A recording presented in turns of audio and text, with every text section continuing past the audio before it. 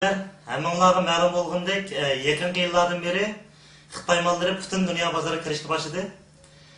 Bugungi suhbat programmamizda Xitoy mallarining Yevropa bozoridagi sotilishi qanday bo'ladi? Yevropaliklarning bu Xitoy mallari qarata imkos qanday ya'ni? Bu to'g'risida Gollandiyada tijorat qilib turayotgan G'ayrat apandim bilan suhbat o'tkazdik. G'ayrat apandim, yaxshimisiz? Yaxshimisiz? Siz oldidan müşteriler ko'rishlarimizga o'zingizni qisqacha bir tunishtirib o'tgan bo'lsangiz, siz qayerda tug'ilgan, vatanda vaqtingizda, ya'ni nima ishlar bilan shug'ullanganingiz, Gollandiyaga qachon keldingiz? Men 1969-yili 7-yanvar 4-kuni Urumchida tug'ilgan. Mening ismim Xayratjon Ro'zi. Men 2000-yili ma'lum sabablardan Gollandiyaga kelishga majbur bo'ldim. Gollandiyaga kelishdan burun Urumchida o'zimizning yo'qolib ketayotgan madaniyatimizni qo'llash, ba'zi bir Xitoylarninki Uyg'urlar bo'lgan ba'zi bir assimilyatsiya, ba'zi bir siyosatlarni to'sash uchun o'zimiz bir qism ziyoli bolalar bilan maslahatlashib, o'zimiz milliy madaniyatimizni qanday qilib saqlash to'g'risida chiqib o'ylanib, boshda kiyim-kechakdan boshlaylik degan o'ylar bilan biz 96-yili Urumchida bir kichik bir kiyim-kechak loyihalash tadqiqot bir ishxonasi qurdik. Qurish jarayonida butun Uyg'urlarning kiyim-kechak usullari, tarixiy materiallarni izlab qizish, undan keyin janub shimollarga berib Uyg'urlarning bizning badan qurilishimizning Xitoyga o'xshamaslikdek ba'zi bir tarixlarni tepib shu jarayonda nurg'un tadqiqot ishi bilan shug'ullandik.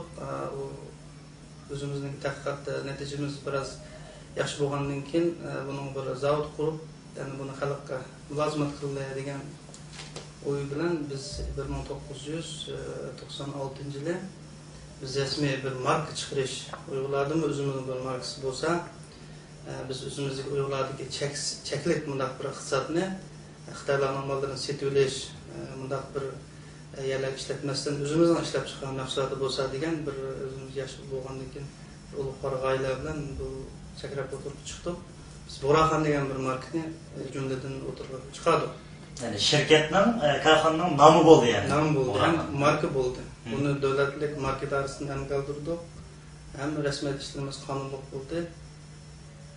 96-yilda boshlagan bo'lsa, 98-yilga qadar 2 yil vatanda tunji marka bo'lib, 98-yilda biz televizorlarda Uyg'ur shahar televizor stansiyasi, Uyg'ur ayollik xalq televizor stansiyasi degandek televizor stansiyalarda bizning kanallik reklamamiz berilgan.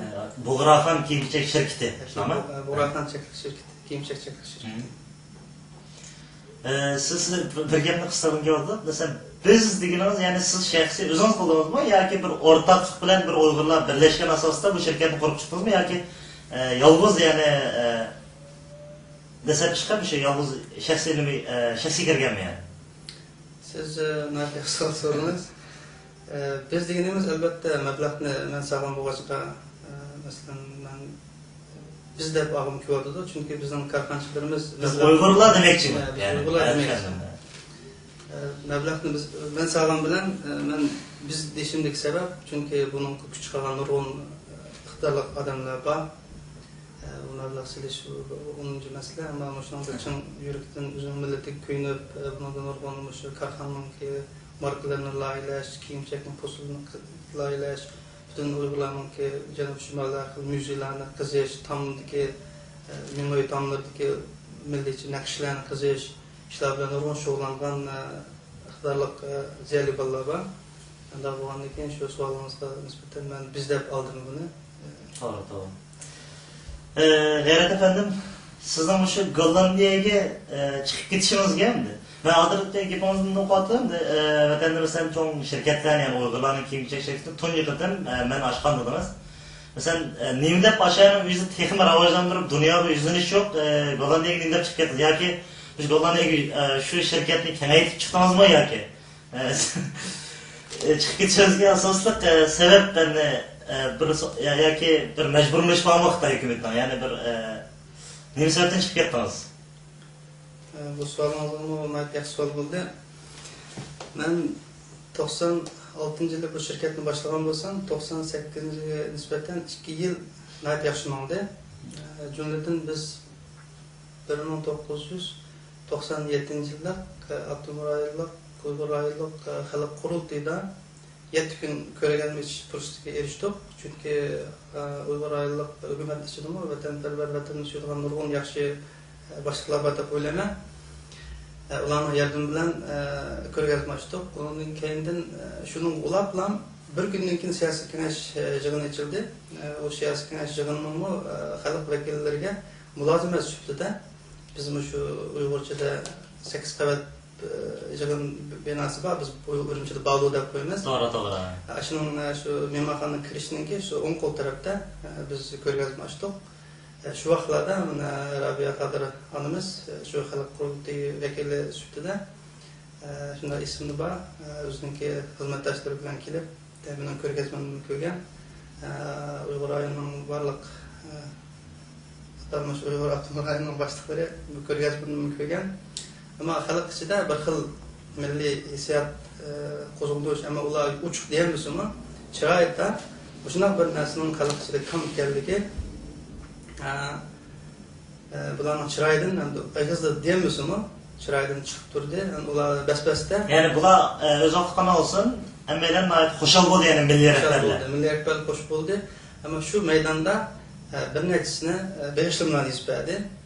Sen shu vaqtda rais bo'lgan Abdulla Abdurshed, uning beg'ishlimasi qo'limizda bor, boshqa bu degan boshliqlarni atalmış Abdurrahman'ın başlıkları İslam yani Batman istilahat istegenden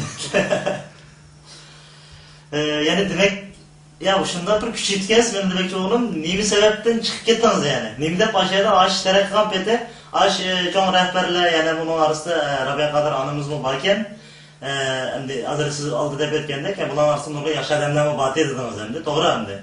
Çünkü bir hükümet işlep turistlerle hemmisi bir eskin bop ketmeydi endi. Bizde mecbur işlep mi kaldı? Demek siz şuna kollaşlarına erişmişsiniz, şuna bir imtiyazlarına erişmişsiniz. Nemi dep bir çıkıp gittiniz yani.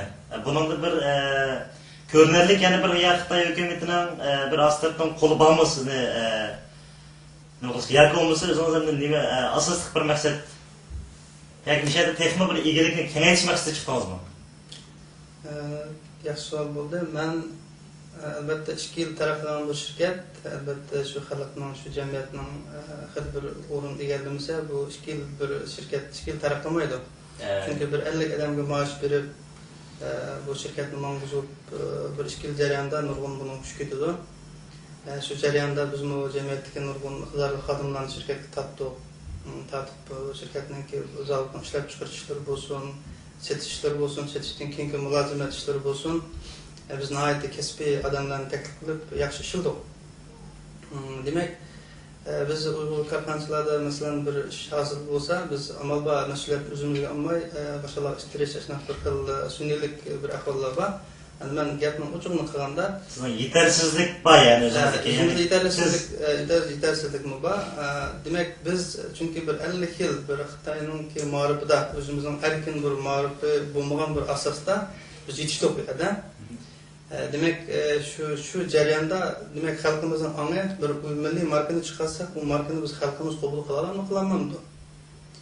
U xalqning ong saviyasiga bizning shu vaqtda ko'targan idealimiz, fikrimiz uni bir-biriga biraz zid kelib qoldi. Ama asosliq yuqori tabaqadagi uyg'urlarchilikka biraz bo'ladigan tarixchi u butun ziyolilar qabul qildi. Haddisi biz bazı bir şığılarının kiyimini üstüge ağam bulduk, harem oradan hacılarının kiyimini üstüge ağam bulduk. Demek bir yukarı katlamdaki asas cihetten hem de Borakan dese, hem de bir toy dükün murasim kiyimlerine mesela biz bir marka buluş bütümüzde Uygur halkı kadar tonulduk. Ama ahırkı sözüm çıkıp ketişti ki asas sebep ben haberimde büyüttüm, özümüzün bu ilerisi yerler var. Yani pazarını doğru mölçerleyemediniz. Yani tuncu bir Uygur markasını çıkarışını qattiq kuchab o'yladingiz, ama bunun ne kadar sertifikatı mesela Uygurlar aşı götürememdi. Şu sebepki yani özünüzdeki bazı yetersizlik yani asas amil şu oldu yani, ama. O jihatdan men 100% bir narsa deyolmayman, ama mesela sizin şunu bir sorum gördün mü sen? Ama hozir bizning karxanchilarimizdan ko'pinchisi mesela iqtisodiy qancha yuqoriroqlarga mesela Xitoy Uyg'ur milliy karxanchilarga ko'p zarbalarni beradi. Mesela hozir men qayta so'rashim ekan, buni tushunmayman. Ama şu Xitoyning bir qo'li bormi yo'qmi mesela sizdan o'sha o xildagi bir taraqqan shirkatdan mesela tamam ziyon bo'lgan taqdirda biroq bu o'lib sizning bu chet elga kechib chiqib ketmasizmi? Shu yerda yiqilgan bo'ldi, yana shu yerni qo'pqil bo'ladi deb qarayman-da. Men sizga yaxshi bir noktalar bilishim kelyotidi. Men shu korxonani toza yaxshi tushuntirib, Urumchi xabarlik televizor stansiyalarida bu bizning reklama bo'layotgan vaqtlarimizda bizningki Buğraxanning bu reklama nutq so'zi bor. Bunda Buğraxan kiyimlari siz bilan bizning tashqi qiyofatimizga go'zallik berilsa, Buğraxan ro'yi siz bilan bizni biriktirib, kelgusi unutilmas maqsadlarga yetkazgisi degandek bir jumla so'zlar bor. Ama bu Xitoylardan yoshirin bir kuchlar bisimlar bormi? Albatta bor. Masalan, shu vaqtlarda men Beijingga bordim, ba'zi yarmarkalarda qatnashdim. Shu vaqtlarda Chingizxon degan Mong'ollarning markasi butun Jumgo'da bozorda topgan ekan.